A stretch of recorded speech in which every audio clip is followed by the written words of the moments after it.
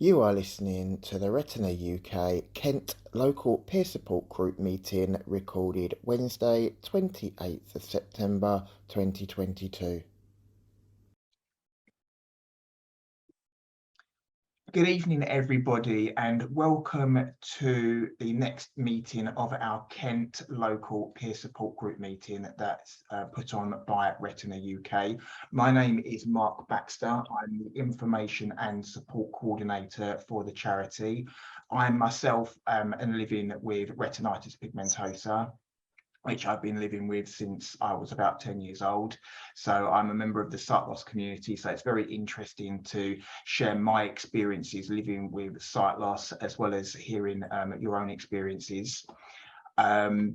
This is our fourth meeting, I believe, this year. We started the Kent group back in February this year.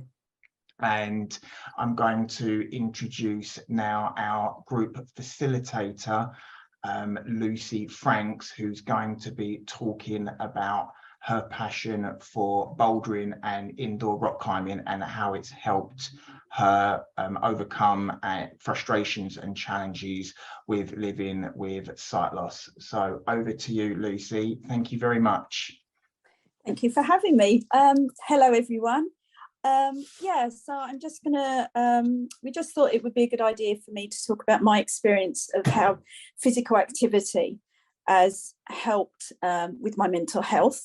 And then we're really keen to hear everybody else's stories. And I'm quite happy to have questions, but if you don't mind waiting till the end, just because I'm of that age where if I get interrupted, I tend to forget where I am. Then that would, but I'm really happy to answer any questions you have. So I have retinitis pigmentosa and cataracts. I realised there was something wrong with my vision in my 30s, but I wasn't properly diagnosed until my 40s. And then I was quite quickly registered as first sight impaired and then severely sight impaired. I also have cataracts, which hopefully will be operated soon. So that means that the little tunnel vision I have is also sort of blurry and yellow, and lights, some lights really bother me and stuff like that. So I have that on top. I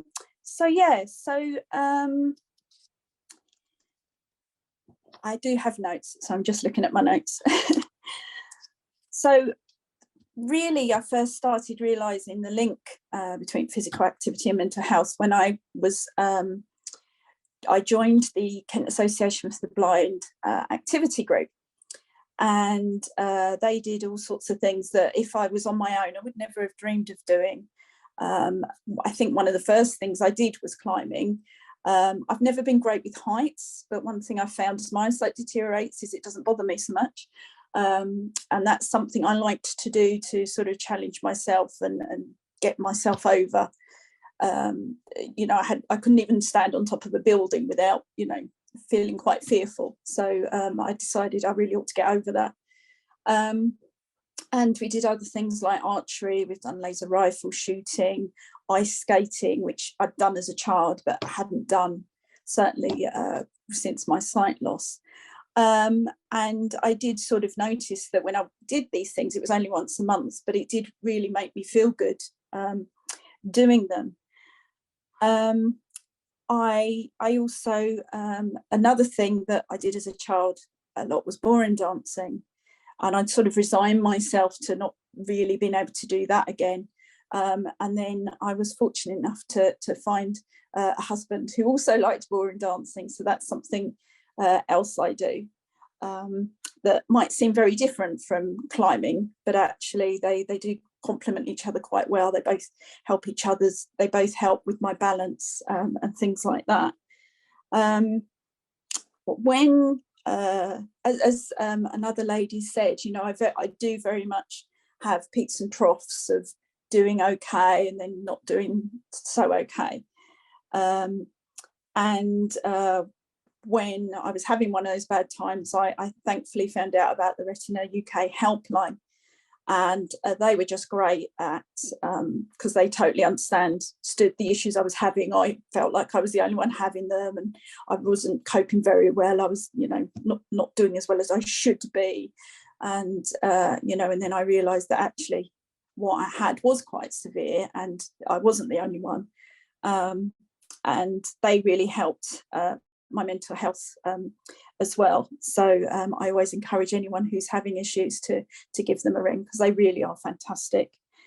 And I started volunteering for them really because of that encouragement. And again, I've volunteered for other charities, and I do find Retina UK is the one that actually really does, when they say they're going to support you and they're going to encourage you, doesn't matter how little you do, they do really do that.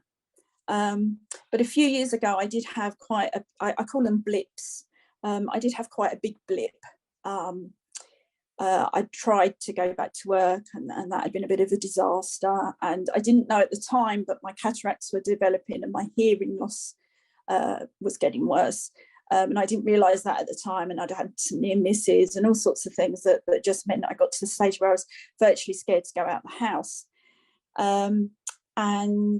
Eventually I did return to the active group, and that's when I really did notice the big difference between how I felt. I was very anxious about going there, perhaps nearly didn't make it, but would make myself go. And then I'd come away feeling like 100 times better.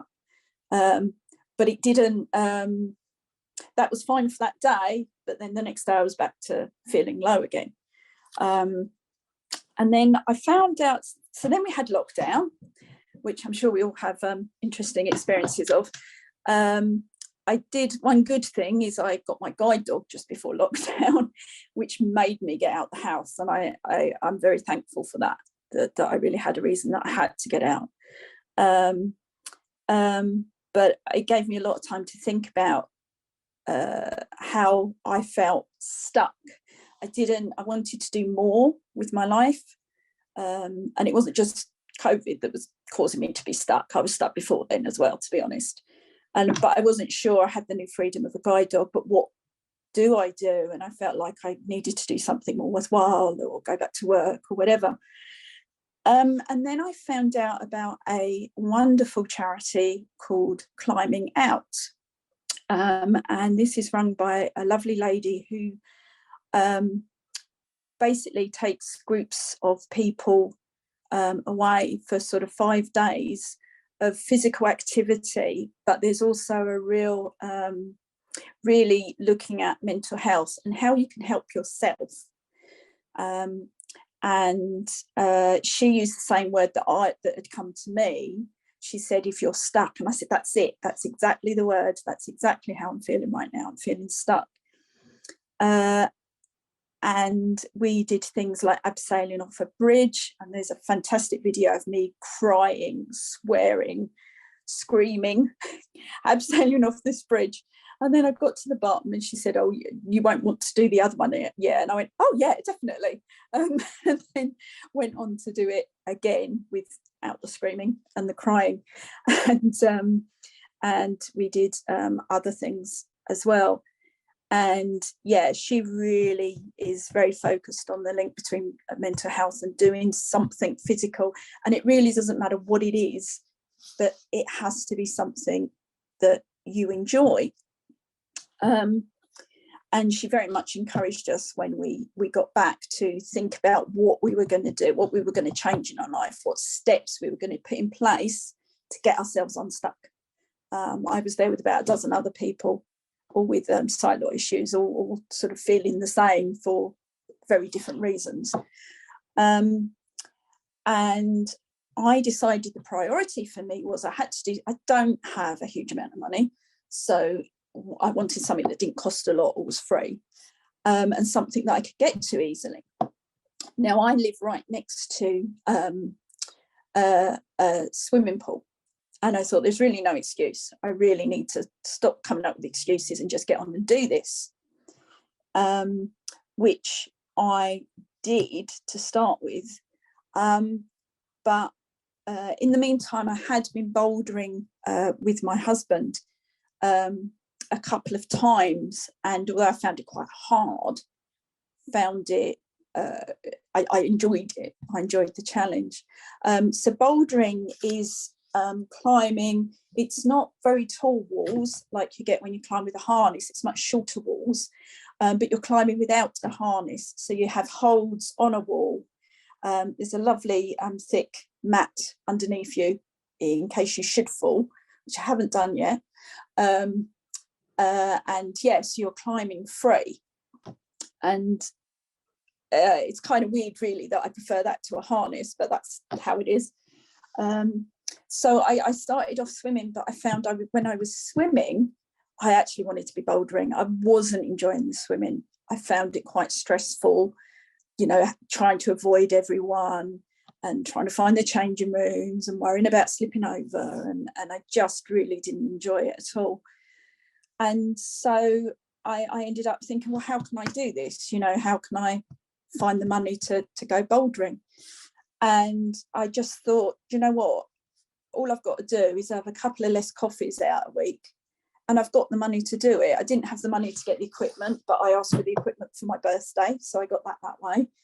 And I've joined the local, it's called the Climbing Experience, which is in Maidstone. It is quite a journey for me, but it is doable with Mabel. They're dog friendly, so Mabel being there just isn't a problem at all. She gets away with murder while she's there, to be honest, but it's sort of the one place she knows she's allowed to do things there that she's not allowed to do in other places. And I really sort of changed my priorities from, I realised I'd kind of gone wrong in the first place because I went for something that was free and easy to get to, and actually the priority needs to be that it's something you enjoy. And I think I was also thinking about accessibility.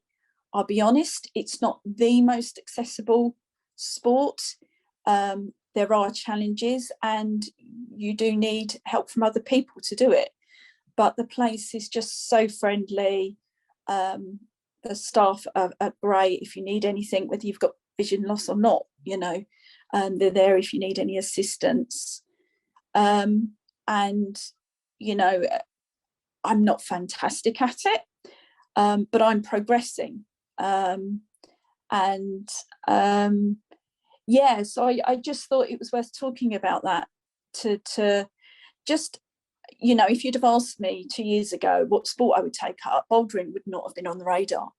So I do think, I do find if I don't go for a couple of weeks, I notice the change in my mental health, which, because I recognise that, it makes me go every week, because I think, no, you've got to find time for this week. A, you've paid for it, and B, you know it will improve your mental health if you go. So you have to find time at least once a week. So I just really wanted to encourage people, if they need it, to try and find something physical to do. It doesn't have to be adventurous as bouldering, though I would recommend everyone give it a go at least once. But think outside the box. And, you know, I think if you prioritize accessibility and, oh, well, it's got to be fully accessible. If you said it's got to be fully accessible and it's got to be free and it's got to be within 10 minutes, you're really limiting what you are able to do. So if you can do that, that's absolutely fantastic. It would have been great if I loved swimming. That would have made life a lot easier, but I didn't. Just to try not to limit yourself too much and to think outside the box and give things a try. And just I think if you want to do something enough, you know, you can find a way. So yeah, I'm just going to quickly look at my notes in case I miss something important. Yeah, I suppose this is the other thing I wanted to say is there are a lot of reasons for me not to do bouldering. This is what I wrote down. I'm too blind, too old, too unfit, too overweight, I cannot keep myself safe, which is a lie I believe about myself sometimes, which is a load of old rubbish. It's not accessible. I'm not very good at it. It takes too long to get there, and it costs too much. They're all the reasons to not do it, but the reasons I do still do it is the fantastic atmosphere, the fact it's dog friendly and Mabel loves it there. I can do it independently. I just need help sometimes with certain things. I will still be able to do it. If my RP progresses and I end up completely blind, it is still doable because it's a touchy feely sport, if that makes sense. I always feel good afterwards. I always feel a sense of achievement. I actually have a hand injury as well, which meant I used to not be able to make a fist with my right hand. I now can because of doing the bouldering. For us ladies that are a little bit older, it's fantastic for osteoporosis because you're sort of jerking your bones, not too hard, but jerking them enough for them to go, oh dear, I need to be a bit stronger. So apparently that's something recently they've said is older ladies should do something that does that. It's fantastically improved my balance, and I love it. Is the main reason. So I just want to encourage people to give themselves permission to spend the time on themselves. When I went to climbing out, I was thinking about, right, what can I do? What can I start work? What volunteering can I do? And actually what it encouraged me to do was say, actually, you can do something for yourself. You don't have to just do stuff for other people. You don't have to constantly be doing something to help other blind people, although it does, because the amount of awareness I'm spreading in the climbing out climbing environment, must help someone somewhere. And make sure you enjoy it and don't compare yourself to others. I really am very slow at learning this sport. I really, most other people would be much further on than I am, but as long as I'm progressing and as long as I'm enjoying it, it doesn't matter. And it took me a good 6 months to come to that conclusion. So so that's my story. Shall I say any questions first, and then I'd really love to hear other people's opinions or other people's stories to do with physical fitness and well-being. Oh, thanks very much, Lucy. That was great. Has anyone got any questions for Lucy? Any questions about bouldering or volunteering, how you can get involved? Right. People might still be muted. Sorry, I wanted to ask a question. Sorry, hi, it's Claire. Hi, Lucy. Sorry, I couldn't find my unmute button. Thank you. Vastly inspiring and just what I personally need at the moment. So thank you. Yeah, and how great that, ironically, not having a head for heights such as I also, that the sight impairment, actually that became a positive, and then when you were doing abseiling, it wasn't such an issue. That's brilliant. Thank you. Just fantastically inspiring for me at this moment in my life. So perfect. Oh, thank you for that. And may I ask, do you wear a crash? Please tell me you wear a crash helmet and the bouldering. No. No. I'm sure you could if you wanted. I'm sure no one would worry about that. I normally wear a cap because the lights in some of the places in the bouldering are quite bothersome to me at the moment with my cataracts. So I actually wear a cap to help keep the light away. I don't know anyone there that wears one, but I'm sure if you wanted to, it would be fine. But no, I don't. No, I have had people say to me, "You're doing what? Sorry, is that really a good idea?" It's not as dangerous as it sounds, I'd like to say. I've been doing it a year and I haven't fallen, so good. Yeah. Thanks, Claire. That was really nice. Thank you. Has anybody else got any questions for Lucy at all? Or I have a quick question. Lucy, you mentioned that the starting out with climbing out. Yes. Is that a solely Kent-based charity, or does it extend beyond Kent? No, so Climbing Out is a national charity. They're based Midlands to North. My geography is terrible. So yeah, so obviously that's ideal for your children. Yeah. I really would recommend it. I mean, you can Google it and there's videos explaining the sort of thing they do. And this year and last year, they had someone, might have been the RNIB, but don't quote me on that, someone funded them so they could take a dozen visually impaired people specifically and do this 5-day course. So it got fully funded. I had to pay money. I had to get there, and I had to get a few clothes that, you know, I didn't have, walking shoes, walking boots, for instance, things like that. But it's fully funded, including all your food and all the activities. And Kelda, the lady's name, is a very inspiring woman. Kelda does the talks on the mental health side of things. Yeah, I certainly would recommend it. And she wouldn't mind someone emailing her and say, I've seen you on Facebook or whatever. I'd really love to get involved sometime if there was ever an opportunity. She normally does younger people, to be honest, and that nearly stopped me from going for it. But obviously, we tend to be an older demographic. I certainly wasn't the oldest person there. You know, she tailors it to the people. And this was the first time she'd done blind people, and they learned a lot, because there were things they thought, oh, they won't be able to do that, and we were, and there was something else that they didn't even think about that was a problem, like going up and getting our own food was you know, more of a problem than trying to get up a wall, quite frankly, for some of us. So yeah, so I definitely would recommend anyone who likes the sound of that to look online and see what it's about. It isn't a jolly, all great, I get to do all these physical things for free. You do, but the main aim is to help your mental health and well-being, and to show you through the physical things how that can help. Yeah. Thanks, Lucy. What we'll do in the follow-up email, we will provide everybody the website address for Climbing Out.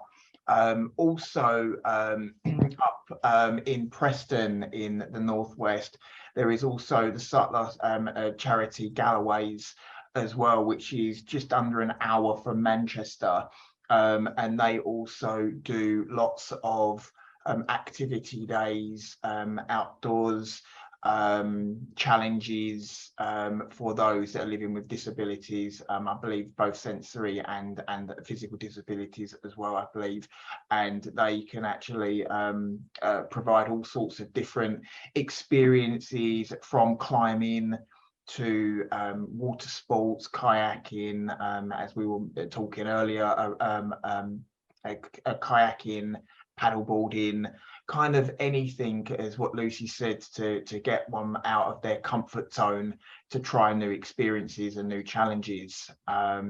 So there are lots of activity and holidays for the visually impaired as well. That's one thing that I'm going to be looking at for our next national peer group for next year, is activity days and activity holidays for the visually impaired that are nationwide, you know, that can take you to the Lake District or the Cotswolds or down to Dorset or something like that, where you can experience the outdoors and learn new skills and new challenges, which you can take home and see whether you can actually find them more locally, like what Lucy did.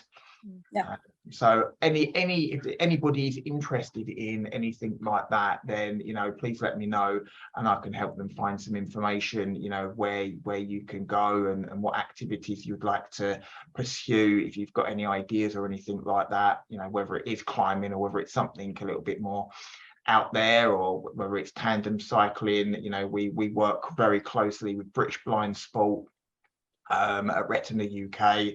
They've got a very good website where you can just type in your postcode and what sport you're interested in, and it will actually find your nearest local centre. But if you are struggling, then please let me know, and I can help you as well. So. Yeah, I'm not sure how accessible Kelda's website is, but if there's issues, I'm quite happy to work out some links. So you just click on it and it just plays a video, or yeah, I can help people get in touch if they do want to find out more, or they just want to have a chat with me about exactly what we did. Yeah, just let me know if anyone needs a hand with that. That's fine. Has anyone got any other questions for? Yes, it's Claire again. Hi, Mark. Does Retina UK have volunteers that would come out and about in various communities UK-wide to support people, perhaps with sighted guide to a venue or to an activity in general terms? No, unfortunately, because we are a nationwide charity. We cover all 4 areas of the UK, but we are relatively a small charity. There are only 21 of us in the entire charity, but we do have a massive support network for our of volunteers that help run our services. And without our volunteers like Luci on our many services that we provide, you know, we couldn't actually do what we do. But when it comes to sighted guides, unfortunately we don't have the resource, especially if, you know, we're based in Buckingham.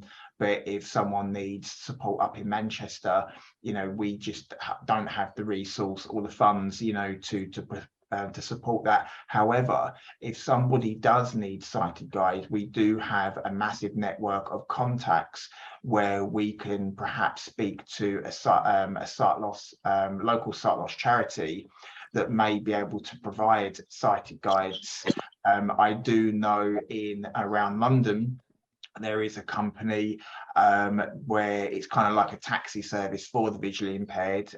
It's called Travel Hands, and it's by a company startup called VIP World, and they will for a charge, they will actually come to your door and they'll take you to A to B from anywhere in and around London as well. So they are starting up in the London area, and then they will be hopefully moving at more national when they actually get established. But there are other organisations that can help in that way. So if you want to go somewhere, for example, and you do need support, then let me know and I'll see whether I can find an organisation that can do that for you. But unfortunately, it's just not something that we're equipped to do. I would love to be able to help everybody everywhere, but geography is quite big, and we don't have the resource to support that, I'm afraid. Okay. Thank you. No worries. Has anyone else got any questions for Luci?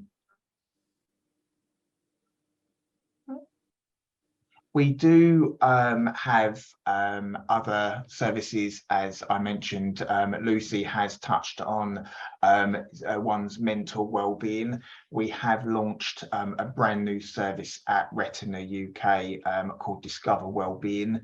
It is a series of modules, video sessions and downloadable content from our website, which can help somebody that is coming to terms with their sight loss if they've been recently diagnosed or they've had a new impact point of their sight loss journey and they need support. You can contact us at Retina UK, and you can do this journey through our modules alone, or you can do it with under the guidance of one of our volunteers, especially trained wellbeing volunteers that can help coach you through each module until you feel much better about where you are in your sight loss journey. If anyone is interested in that service, we do have a webinar tomorrow evening, which is via Zoom at 7 p.m. And I can put the information in our follow-up email, or if anyone's interested, I can email you straight away with the link to that. My colleague Denise Rawdon will be talking all about Discover Wellbeing and how this service can help you manage your sight loss journey. We also have our befriending service as well, which is a one-to-one telephone befriending service. So if anybody does need any kind of emotional support or just a chat with somebody that is living with one of our sight loss conditions, such as retinitis pigmentosa, we can match you with one of our befriending volunteers as well, which is another service that I actually support, along with the local peer support groups that are dotted around the UK. Lucy mentioned our helpline, so if anybody does need any support or any questions answered regarding inherited retinal dystrophies, what research is going on at the moment, you know, where your next where our next conference may be, or any other information you might require, you can call that. It's 0300 111 4000. That's 0300 111 4000, and that is open 9:30 in the morning to 9:30 at night, Monday to Friday. So we do have quite a bit coming up. We've got the London Marathon on Sunday. So if anybody is in town on Sunday, come by to one of the viewpoints and see some of our 19 runners, I think we've got running for Retina UK doing it this weekend. And also, as I mentioned, if anybody is living in Birmingham, we do have a meeting on Thursday at 12 o'clock, and it starts at 11, but the tour is at 12. Meeting starts in the cafe at 11 at the Coffin Works Museum. So if anyone's interested, or you know anybody that lives in that area. And also on Saturday, we do have Esme's Umbrella, Nina Chesworth from Esme's Umbrella, speaking about Charles Bonnet syndrome. If you're not familiar what that condition is, then that's something that might be of interest to yourselves. We did a webinar at the beginning of the year on CBS, and it had a really good response. And that is at 12 o'clock at the Wardoff pub in Manchester. Again, if anybody's interested in that, then please email me and I can forward you over all the details if you know anybody that lives there as well. We've got our Bristol information event on Tuesday next week. So if you know anybody that lives in Bristol, come along to that. We've got speakers and you'll come and meet the team. Myself and my colleague will be there to support the day and meet our community down there. So if you know anyone in Bristol, we've got lots going on. So has anybody got anything that they would like to share, any tips or hints? Yeah, I'd like to know what activities other people do. Yeah. Anyone? I've taken the other route rather than necessarily looking what I could go out to do. As I said, I live in the middle of everywhere, in the middle of nowhere. Bus services, you know, to go somewhere is quite a challenge. So I've ended up to, like you say, keeping fit is important for well-being, and also I've identified getting morning light is very important to me. Morning light and evening light. So the obvious, now you have guide dog. I had Kian, but he's passed. Getting up and doing the morning walk and getting back, and also when my kids were in the primary school, which is a mile into the village across a field, after I dropped them off, there was a Pilates on a Wednesday. Kian and I would be walking to the village hall, turning up in our waterproofs, and well, he wasn't in waterproofs. I was in waterproofs and wellies, having dropped the kids off. And, you know, Pilates in the village hall. that has now moved to Zoom. And I have to say, for me, technology has made my life so much easier. I started losing eyesight at age 25. It wasn't diagnosed until I really had to go through private. We had a friend who was a GP, and she managed to get my notes, condense them, and we had to go in privately. And at age 36, discovered, oh, it's RP. Nothing we can do about it. Off you go. Keep an eye. Go join Retina UK, because if anything does turn up, they'll know what to do. You know, they'll help you. But by then, I was so set in my life of, at age 25.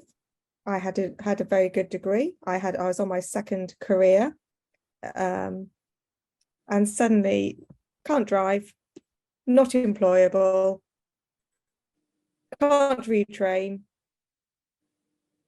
overqualified, unable to do anything along the path I was meant to do. Oh, thank you. So I just, found my way. So that's my RP. Kids grown up, keeping well-being, as I said, through fitness, through diet. I live on a small holding. That was my choice. And so for me personally, the Kingswood is just sort of down the road, down the lane, cross the road, and I'm in the Kingswood. So I have a fantastic place to walk. We have 2-acre small holding, so I tell the boys to keep the grass mowed. And though I've only just, when I say taken up running, I run around the garden 5 times. Yeah. But my garden's quite big. Wow, that's incredible. It's the other way of doing things, that for me to physically get to a place for bouldering, or physically get to a place for the gym, or physically get to a place for swimming is not accessible for me. So I found another way of doing it. The other thing that is slightly out of remit, possibly for what we're talking about in terms of physical, is going back and journaling. Going back, and when I'm angry and frustrated and there's bad, unhelpful thoughts in my brain, just get them out on paper. Just get them out. I then go back and I can readdress, and I have patterns of living where I every week reflect, go through things. I know my identity, I know my values, I know my goals, and I can pin those back into daily activities and get my motivational factors from some very deep core values. So whichever way we get through in life, we do get to a point which is we are at peace with when we know who we are. And I would turn it back, and I actually not feel sorry for, but I regard, of my challenges in life, visual impairment is not the biggest. It's actually my superpower. I use it cheekily sometimes, because I know what the social norms are, and I choose not to follow them. And people will assume it's because I'm blind, and I'm going, no, I know it's not because I'm blind. I just can't be bothered to get Botox and dye my hair and wear ridiculous clothing that's uncomfortable. It's not because I'm visually impaired. I'm just using that as my superpower, not to conform to their world. Yeah, and that's exactly the sort of thing I'm talking about, is, finding the way, what suits you, and coming up with your own priorities. And if there is something you really want to do, really do look into it. But if you found something that's easy, that works for you, and you recognise it's helping your well-being, then that's it. A lot of what you've talked about is what I'm sure what Denise would talk about, and certainly what Kelda at Climbing Out talked about. Doing these things that help you, and sort of, if you can recognise that, you can, instead of going, oh, I feel terrible today, and not doing anything, you can go, okay, well, I'll just do this. And I know Yeah. if I get to this point, I'll feel better. So I am going to do it. And it doesn't work every day. And we're all allowed off days. I not too regularly, but fairly regularly say to my family, I'm having an off day today, and you're all just going to have to put up with it. So, you know, it sounds like you've really worked out what's good for you. So that's brilliant.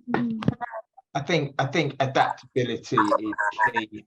If you are in an environment where, you know, mobility is not easy, or the facilities are not accessible or not close by.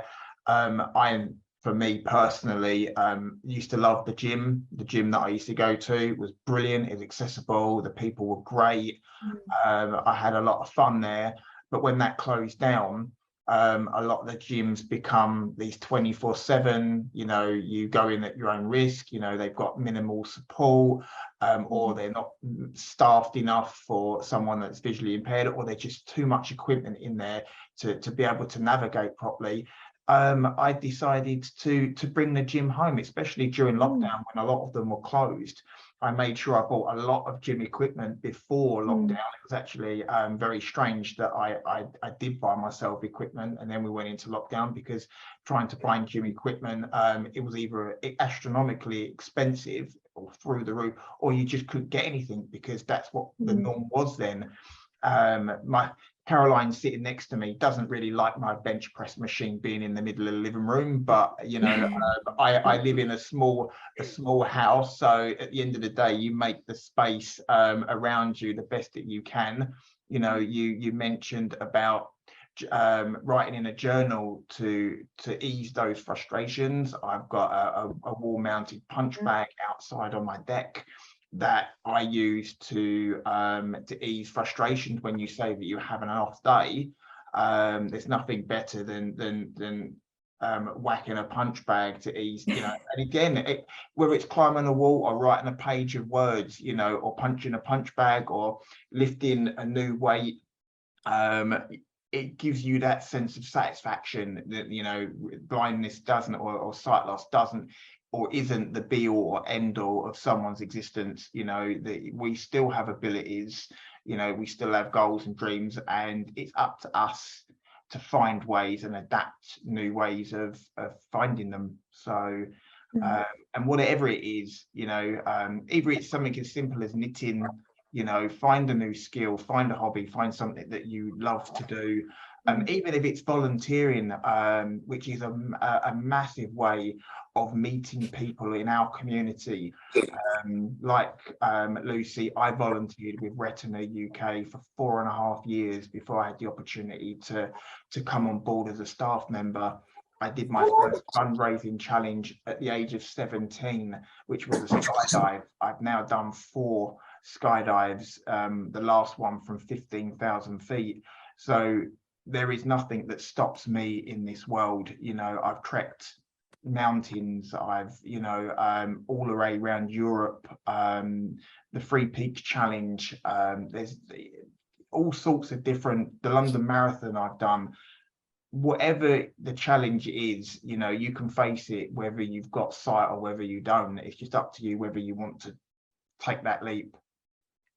So true. Yeah, it's coming up to almost 8 o'clock. We've got 3 minutes till 8.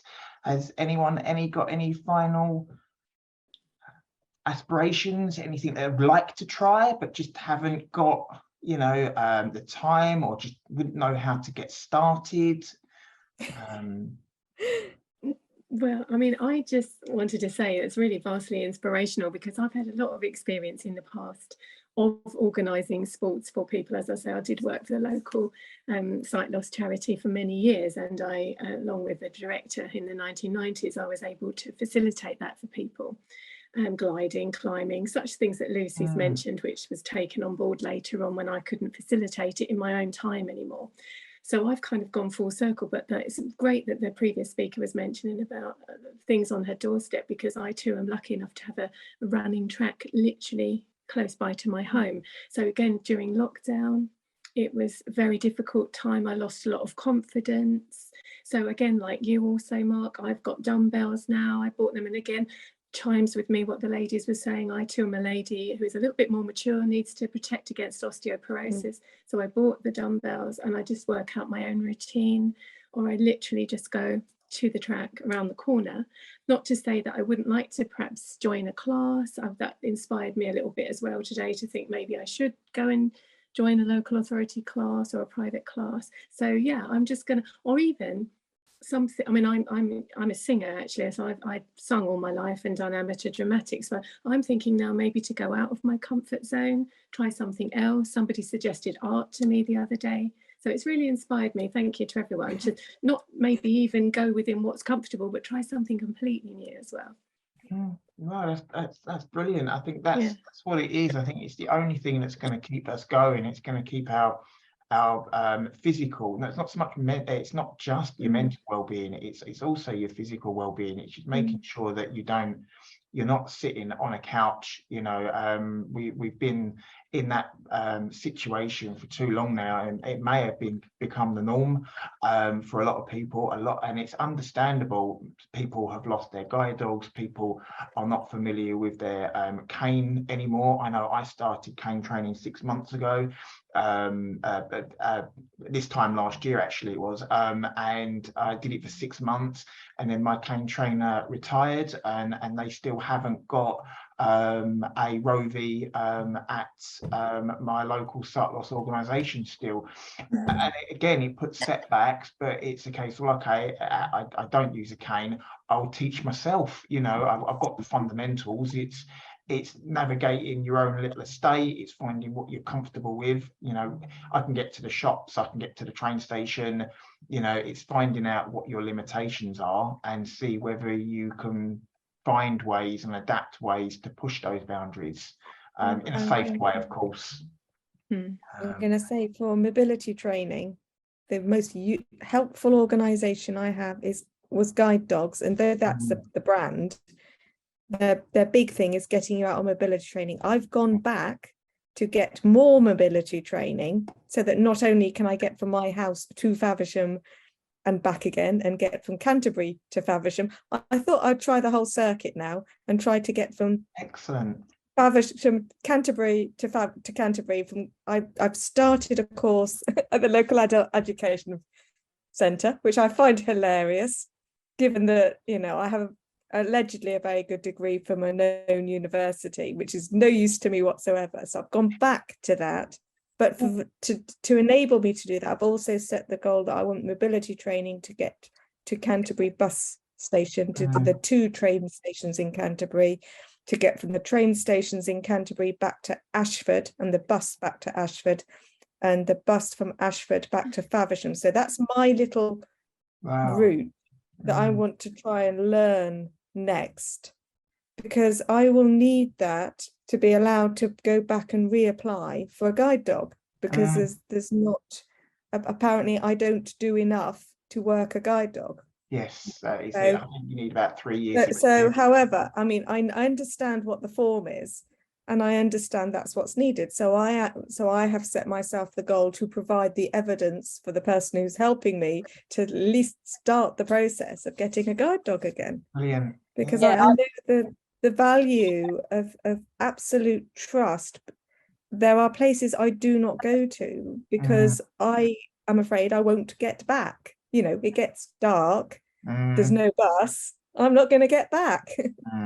Okay, I can phone the husband and he'll come and rescue me. That's not the point, is it? You know, you don't to be independent. Yeah. The thing is, while you're doing that, you're exercising your brain, and you're getting really active because you're walking. Okay, you're going on transport, but there's still walking and stuff involved. So while you're doing that, that's another thing, that there's all sorts of good reasons to do it, you know, as well as the reason it's doing actually, in my case at the moment, finding the time, because I've already taken the view I want to live life to the full. The flip side of that is, if you're not careful, you can overfill your diary and just not have enough downtime to decompress and reflect and get out. And you can be very busy, but the point of reflection is to work out, is it living with purpose? Yeah. Am I doing the right thing? Yeah, that's my biggest challenge with the bouldering. It takes me an hour to get there. Yeah. And then be there at least an hour, if not longer. Yeah. Then, you know, an hour to get back. So that is the biggest challenge I find. And I just have to look at my week and go, I've got to fit it in somewhere. And sometimes that means not doing something that I had planned to do because it is that important for me personally. So yeah, that's really good. I'm conscious of time everywhere. It's come up to 8:05. I'm sure if people haven't had their dinners yet, if people like to get on with the rest of the evening. If anyone has got any questions or queries for me or Lucy in regards to how you guys want to continue with these meetings, you know, moving forwards. At the moment, we've been trying to get them sort of bi-monthly, and if you guys are interested in keeping them online, or whether you guys would like to move them to face-to-face, or, you know, please, we'll be sending out a follow-up email, and there will be a small link to a feedback survey. We desperately need your feedback, or you can just reply directly to me after the follow-up email has gone out with any of your comments or suggestions, you know, whether it's the right time, the right day, you know, whether you'd like to do something a weekend, face-to-face. You know, this is how we can grow this group to meet more of our community in and around Kent. You can also email info@retinauk.org.uk if you've got any comments or queries, or you can call our office, which is manned Monday to Friday 9 till 5, and our office number is 01280 821 334. If you want to get hold of me directly, you can contact services@retinauk.org.uk as well, and I can answer any questions or queries you might have, or forward them any questions that you might have over to Lucy as well. But we really do thank everyone for joining us this evening, and thank you very much, Lucy. That was such an inspirational talk. Looking forward to try and bouldering myself. You're most welcome. No, but it was nice to have. I think we had a really nice sized group actually, because I think on probably can have too many. I'll be honest. So yeah. It was nice to have all of you here. Yes, well, thank you very much for making me welcome, and I hope to see you all again. Yeah, lovely. Thank you very much, everybody. Thank you for organising. Thank you, Lucy. Bye, everyone. Take care. Have a lovely evening, all, and thanks again for joining us. Okay. Okay. We hope you have enjoyed this recording. If you have any questions, queries, or wish to leave any feedback, then please leave it in the comment section below. Alternatively, you can send your inquiries to info@retinauk.org.uk. Contact us via the telephone on 01280 821 334, or call our helpline on 0300 111 4000, which is open Monday to Friday 9:30 AM to 9:30 PM. If you would like to know more about our local peer groups, when your next meeting will be held, or if you wish to get involved in creating your own group, or would like to know more about our services that Retina UK provides, then please visit our information and support page on our website www.retinauk.org.uk and navigate to our local peer group page. Thanks again for listening. We hope to see you again soon. Take care and bye for now.